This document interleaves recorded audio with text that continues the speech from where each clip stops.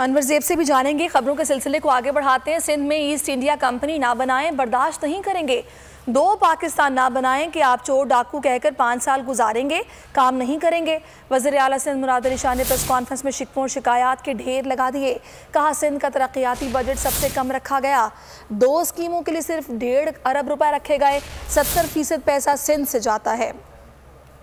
बहुत अफसोस हुआ, ये कहा गया कि जी हम सिंध हुकूमत को नहीं देंगे, सिंध के लोगों को देंगे। सिंध हुकूमत सिंध के लोगों की नुमाइंदा है, जैसे पंजाब हुकूमत पंजाब के लोगों की नुमाइंदा है, खैबर पख्तूनख्वा की है। आप सिर्फ इधर हमारे लिए ये नए कानून बनाते हैं। आप 2 पाकिस्तान की जो हम बात करते हैं इधर नजर आता है। कहते हैं कि जी वफाक के पैसे पे चौधराहट करने नहीं देंगे सिंध को, ये पैसे 70% सिंध से जा रहे हैं आपके पास। ये किस्म की जबान ना इस्तेमाल करें।